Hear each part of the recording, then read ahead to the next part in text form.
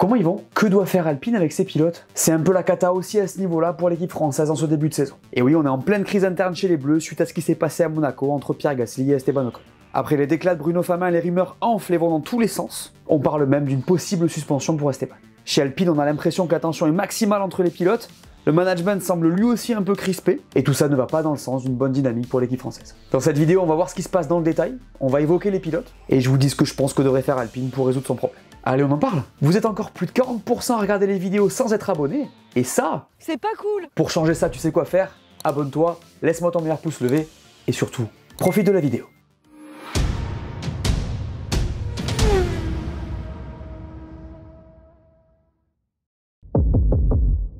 Pas besoin d'y aller par 4 chemins ici. Chez Alpine, il est clair que la tension est palpable. Au moment où je tourne cette vidéo, on est après le Grand Prix de Monaco. Les pilotes se sont accrochés et Esteban a dû abandonner. Il est évident que c'est très chaud en interne au sein de l'équipe française. Et c'est symbolisé par ce qui se passe entre les pilotes. Alors en 2023, on avait vu 2-3 trucs comme en Australie ou au Japon, même si les situations sont différentes. Mais en vrai, c'était ok et on n'a pas vraiment senti de gros soucis les concernant. La colère de Pierre avait l'air forte à Suzuka, mais c'était en fin de course et plein de variables peuvent entrer dans l'équation. Le truc, c'est que là, en 2024, ça part un peu en live. On a l'impression que la tension entre les pilotes, elle est drastiquement montée depuis le début de l'année. Faisons la liste ensemble. D'abord, départ du Grand Prix du Japon, les deux pilotes se touchent et abîment les deux voitures. Ensuite, la Chine, où Pierre souligne le fait que c'est Esteban qui dispose des évolutions en premier, alors qu'il avait fait le meilleur début de saison et été plus rapide à cette époque. Puis il y a Miami, où le racing est musclé de la part de Pierre sur Esteban. Puis Imola, où il y a la polémique de la radio de Pierre qui déplore le fait qu'on donne trop souvent les clés à Esteban dans l'équipe. Et enfin Monaco, avec cet accrochage au portier qui met les deux voitures au tapis sur une attaque déplacée d'Esteban. Ça fait beaucoup, trop pour une équipe qui a cruellement besoin de points.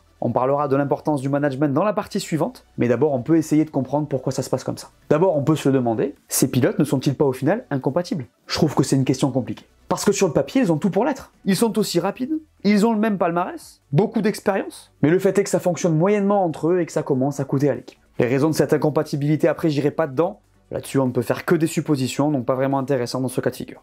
Alors on saura vraiment s'ils le sont ou pas peut-être plus tard dans la saison en fonction de ce que décide Alpine, mais pour le moment les faits montrent que c'est chaud. Ensuite on peut être sûr que le fait qu'ils soient en fin de contrat met de l'huile sur le feu. Comme j'ai dit, les profils sont similaires, donc techniquement ils sont concurrents, que ce soit pour rester ou pour partir ailleurs. D'ailleurs on peut imaginer qu'ils regardent le marché puisqu'Alpine aujourd'hui ne leur apporte certainement pas satisfaction en tant que pilote en milieu de carrière. Les Bleus sont en queue de peloton aujourd'hui, ce ne sont que des faits. Bref, chez Alpine la tension est à son comble.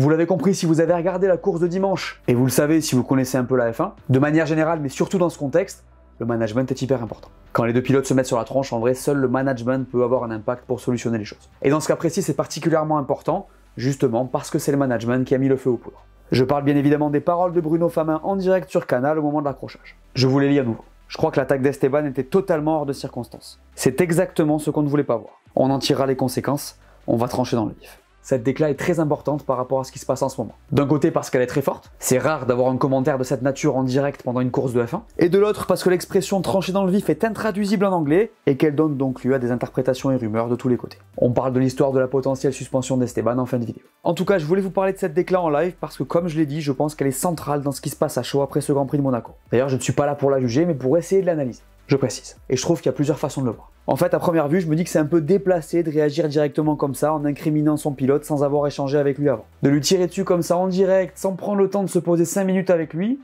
ça m'a étonné. Après, il a peut-être été dépassé par le moment, mais ça semble surprenant pour un pro qui a l'habitude. Donc ça, c'est ma lecture dans un premier temps. Il y a une autre possibilité. En fait, il est probable que Bruno Famin, vu le contexte, ait souhaité mettre un coup de pression au pilote avec cette déclat. D'ailleurs, vu ce que ça a déclenché, je pense que ça a marché. Alors si vous me demandez mon avis, c'était peut-être un peu trop fort, un peu dommage de faire ça tout de suite en direct, mais bon, c'était son choix, il faut le respecter.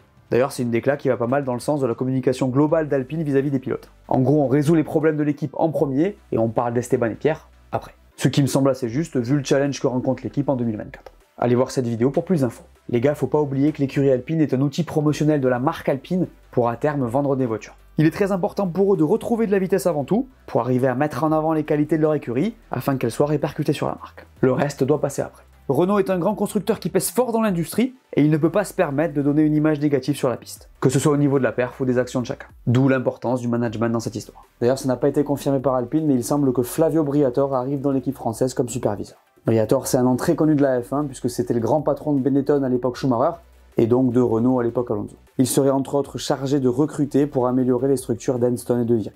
Affaire à suivre.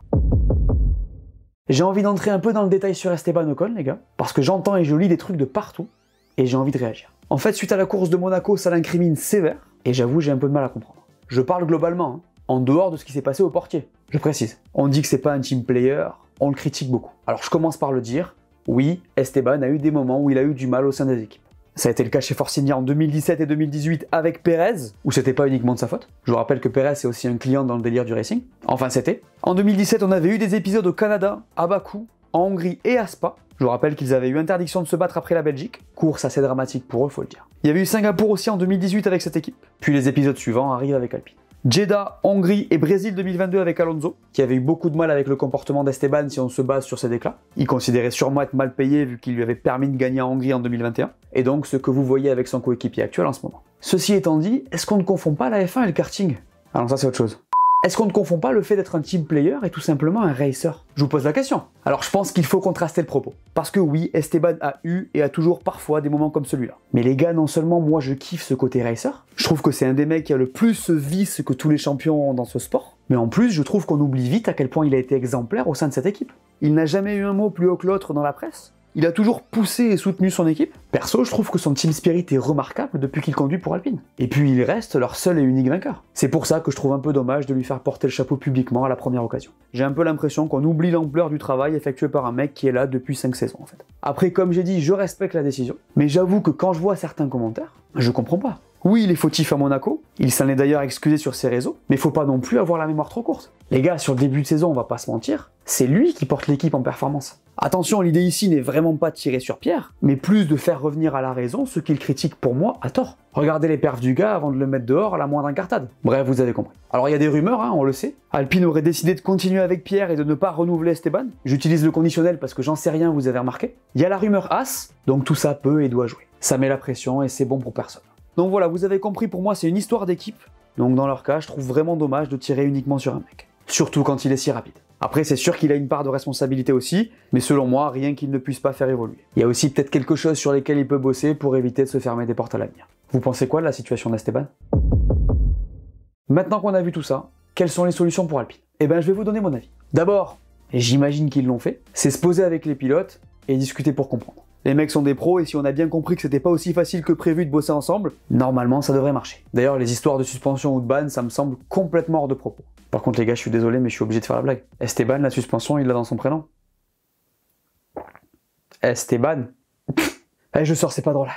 Pour en revenir à ce ban donc, je trouve que ça serait terriblement dommageable pour tout le monde en fait. Pour Alpine parce que ça serait un immense aveu de faiblesse en voulant montrer de la force. À quel moment tu benches ton pilote le plus performant en 2024 si tu veux marquer des points? Ça terminerait son aventure avec eux à mon avis, donc il n'aurait sûrement plus aucune motivation après. Et pour Esteban, ça serait une vraie tâche sur son CV et un gros obstacle pour une potentielle recherche de volant. En vrai, ça serait une décision politique et contraire à la logique sportive, donc je ne vois pas en quoi ça serait utile. Pour en revenir aux solutions, je vais vous en proposer une et vous me direz ce que vous en pensez en commentaire. On est d'accord qu'il faut les empêcher de s'accrocher. Les accrochages coûtent des points potentiels et du matériel, donc de l'argent à l'équipe. Et ben je vous propose qu'on déduise les dégâts de leur salaire. Désolé gars. En fait là-dessus on a un exemple très concret qui a fonctionné et ça vient tout droit de chez Mercedes. En 2016, Hamilton et Rosberg s'accrochent à Barcelone, cassent et l'équipe décide de les faire payer pour les dégâts à partir de ce moment-là. Plus de 300 000 € chacun, ils se sont presque plus jamais accrochés. C'est Nico Rosberg qui l'a raconté. Conclusion, tu tapes là où ça fait mal, les sous-sous. C'est mon idée pour régler ça jusqu'à la fin de la saison. Après, il faudra observer ce qu'ils font parce que comme j'ai dit tout à l'heure, il est de plus en plus clair que ces deux pilotes sont peu compatibles. Du coup, j'imagine que la solution pour Alpine serait de se séparer l'un d'entre eux pour équilibrer l'équipe. Lequel, je sais pas,